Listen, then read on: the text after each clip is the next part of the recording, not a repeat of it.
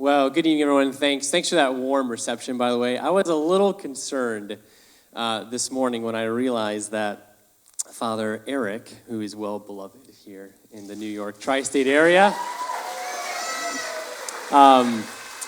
when I realized that since I'm coming from Atlanta, and Atlanta just stole him for a couple of months, I realized there might be a few tomatoes thrown at me. But I was really pleasantly surprised when that did not happen. So thank you for the warm reception.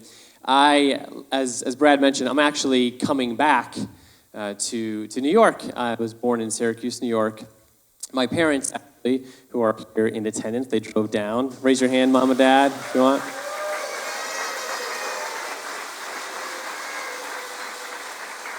It's great to have them in the room. And I actually lived in the area here in Westchester, in Thornwood, at our old seminary there for 5 years. So there's some great familiar faces, some good friends here that I've been able to reconnect with. So it's great to be back. I suppose that I'm here in place of many other possibilities because of my role in Regnum Christi, our Regnum Christi family in North America. So I am the leader of our ECYD work across North America in the U.S. and Canada.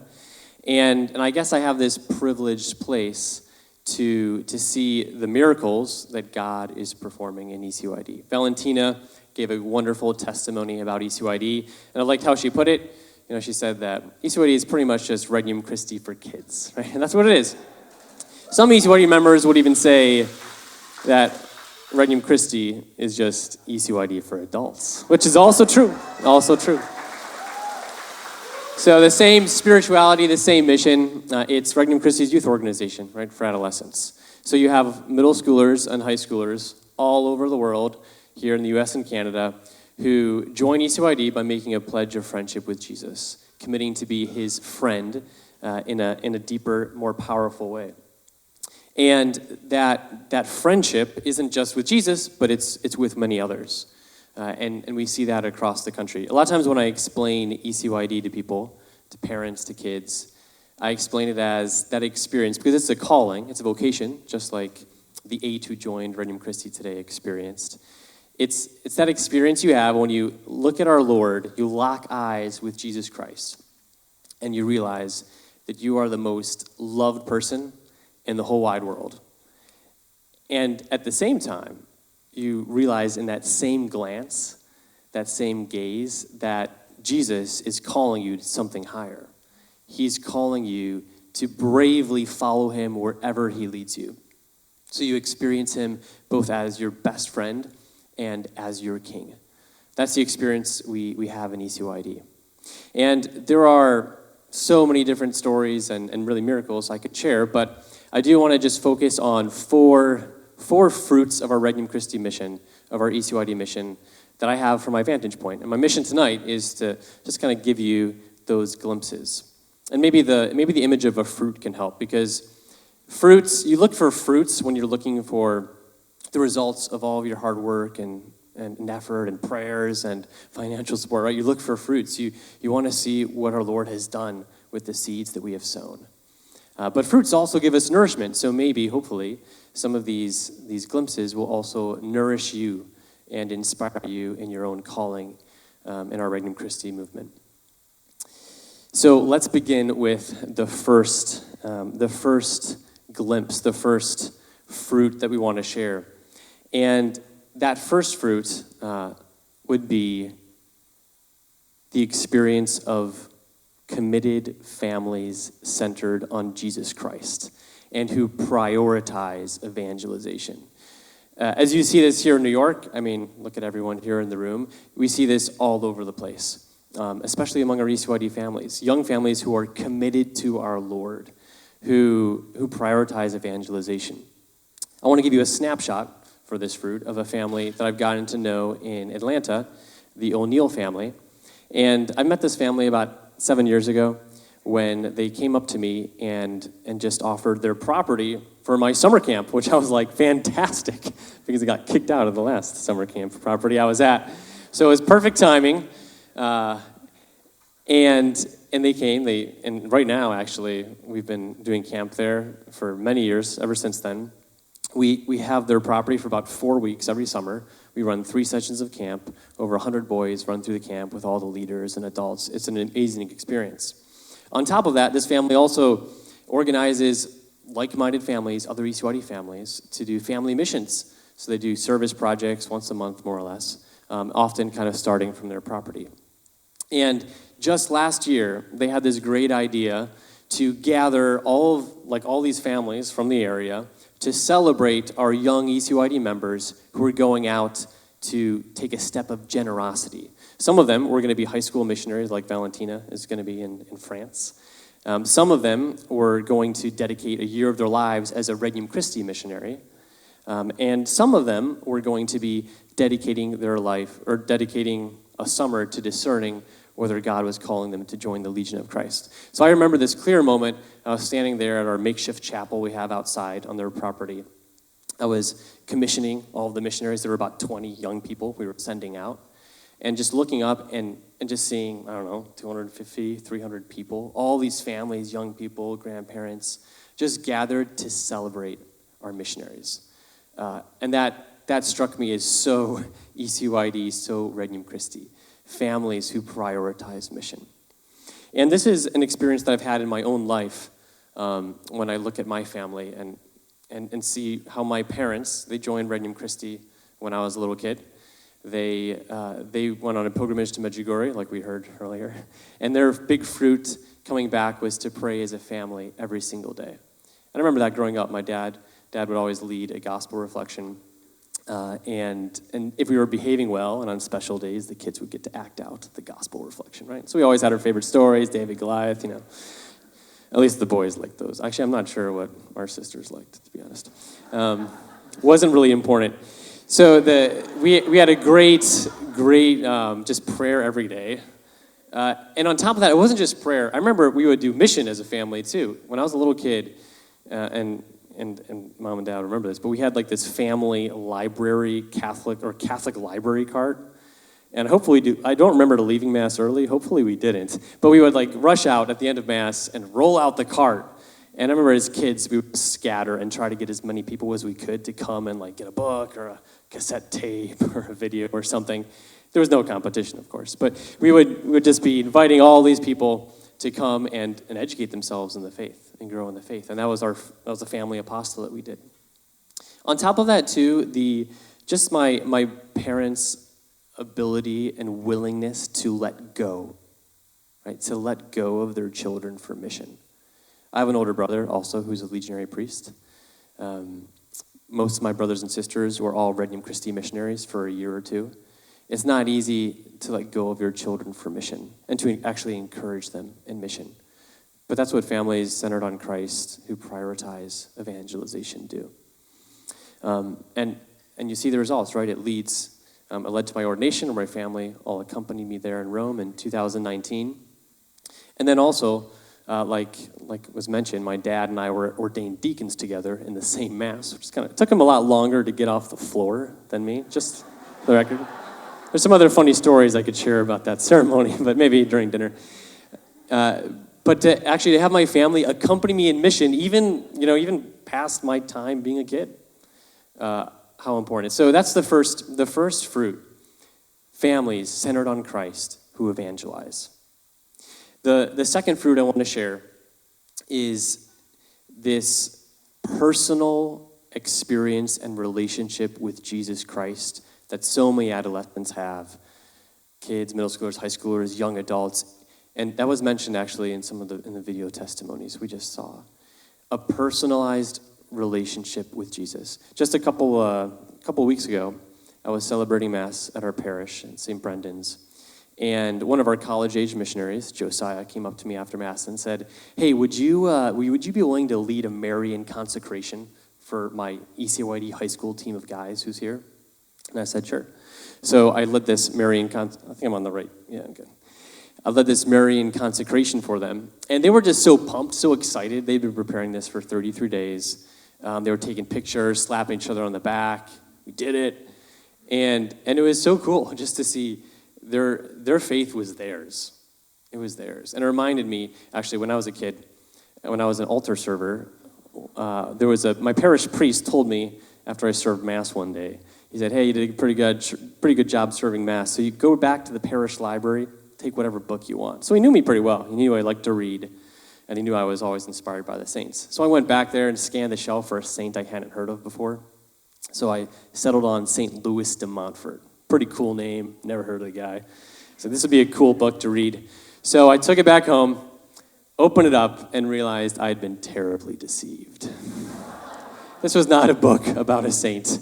This was a book chock full of litanies and novenas and Hail Marys and Glory Bees and who knows what other kinds of prayers to prepare yourself to consecrate your life to Mary. So I went up to Dad, and I said, hey, Dad, do you want to do this with me? And he said, absolutely not. But I will sign the sheet that, as a witness that says you did it when you actually do it. I was like, okay. But that moment, it really marked me because I actually did it for whatever reason, moved by grace, and I have a very special devotion to Mary since that day. But I did it. I knelt down on my bed, and I would pray every night these prayers to prepare myself.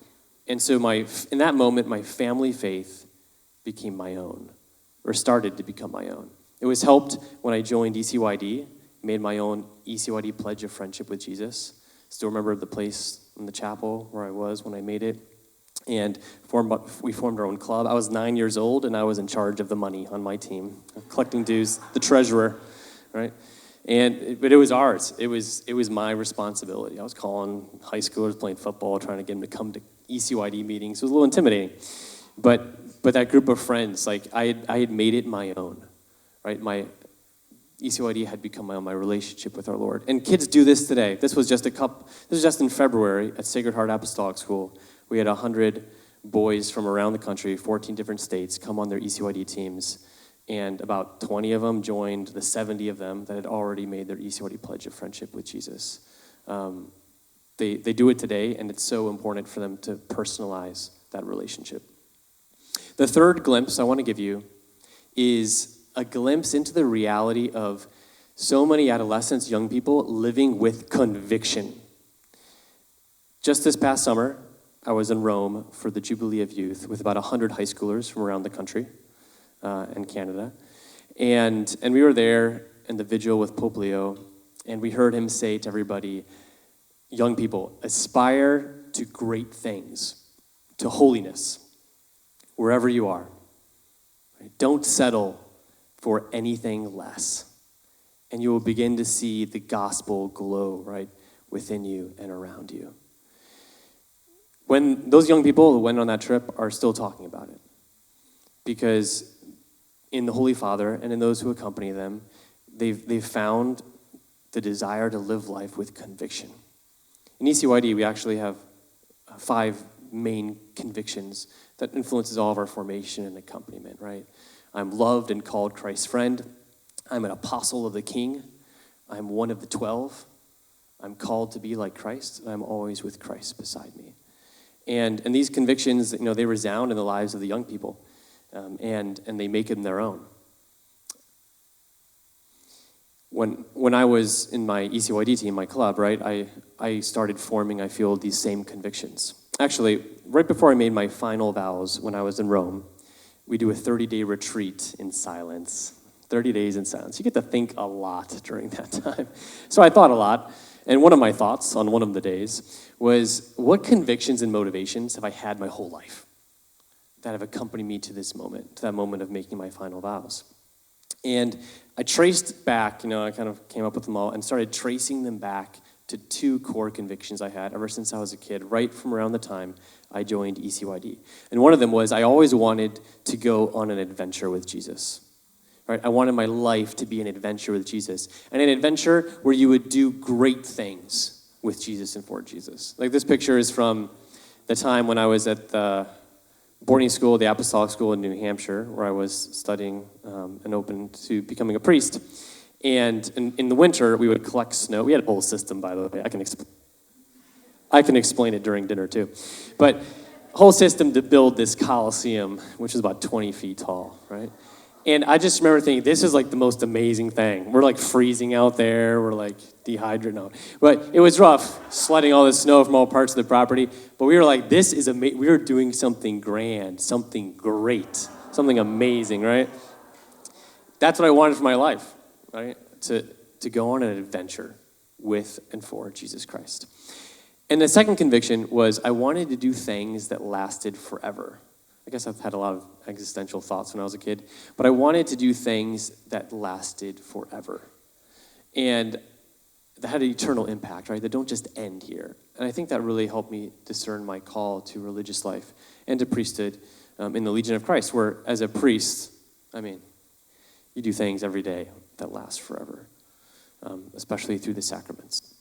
So this point of living a life with conviction, we see it in so many of our young people and how it marked me as well. And the last little glimpse I want to give you of what we see is kind of returning to this image. If you look at this family, there are a lot of other high school guys on there. That's because those high school guys were actually ECYD missionaries. And ECYD missionaries is an amazing program we have in ECYD where high schoolers apply and can be sent actually anywhere in the world, really, where we have one of our sites, with other high schoolers from around, from ECYD, and they serve for a month. I share this because this is an example of the pathway of commitments that we have in Regnum Christi. That is very unique, I feel. The kids who become ECYD missionaries don't just sign up to be ECYD missionaries. They've already made their pledge of friendship with Jesus, committed to that kind of life. They have already been attending regularly formation events or camps. They've been helping to lead. They've been doing service projects and evangelization missions with their teams. And this is another step along the process. And then for all of our ECYD missionaries, it's a wonderful experience to then discern if they're called to give a year as a Regnum Christi missionary, which then becomes a platform for really discerning what vocation they're called to in their life. And so I share this because that's a huge jewel we have, a pathway of ever deepening commitment with mentors to accompany us to get there. I remember when I I joined ECYD, but a big commitment that I made was to join the Apostolic School in New Hampshire, that boarding school run by the Legionaries for boys discerning a vocation to the Legionary priesthood. And so I joined when I was 12. This is a picture actually of another, I'm on the left. The other one on the right is Father Jarek Scherber. He works in ECYD now as well. He's up in Toronto. He's a Legionary priest. And that decision, it wasn't easy when you're young. It was exciting. It wasn't easy, and it wasn't easy as things kept going on. But it was a big decision of generosity, which I was only able to take because I had mentors to guide me to that point, and I had mentors to continue guiding me. So actually a shout out, because I know we have two apostolics from Sacred Heart Apostolic School in the room, Yaniel and Dylan.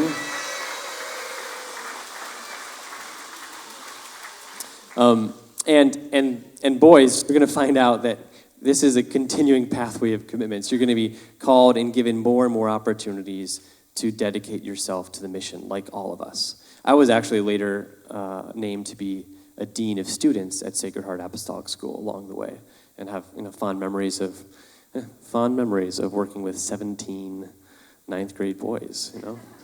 8th grade, 9th grade boys. It was great. It was fun. Actually, that's where I learned how to motivate boys. A good year. So this ongoing path of commitments that our ECYD members have through their pledge of friendship and then through the different apostolic opportunities. So this is just 4 glimpses. There's a lot I could share, but just 4 glimpses into the fruits of our Regnum Christi mission. The fruits that you all have sown into greatly. So hopefully this can inspire us, remind us, right? The fruits of these committed families centered on Jesus Christ, who prioritize evangelization. It's amazing, and they're everywhere, and they're changing the world. Young people who have an actual personal relationship with Jesus, a family faith that's become their own, that then is lived in a life of convictions, things they're willing to stake their lives on. And finally, that actually flourishes and overflows into a life of ever-deepening commitment and mission. One last image. When I was ordained a priest, I remember the most impactful moment for me in that ordination ceremony was the time when all the priests in the ceremony come, or most of them, and they lay their hands on your head. And I remember kneeling there, and just priest after priest coming by and putting their hands on my head. And I guess everyone reacts differently in the ordination ceremony. I was pretty much crying the whole ordination ceremony, but especially at that moment, because I was really touched just by having all those hands laid on my head. Made me just think and reflect on the hands of so many people in my life, including here in New York, where I spent 5 years and did the Holy Week missions in New York City for 4 or 5 of those years. So many people in my life that have impacted me. Their hands have been laid on my head in different ways and have invested in me, because I myself am a fruit of the Regnum Christi mission. And what motivates me, what excites me to get up every day, and which I invite all of you to do as well, is just to continue investing and sowing in this beautiful garden of Regnum Christi, so that the fruits will be abundant. They will be abundant for our families, for our youth, and for the world that we're called to evangelize. Thank you.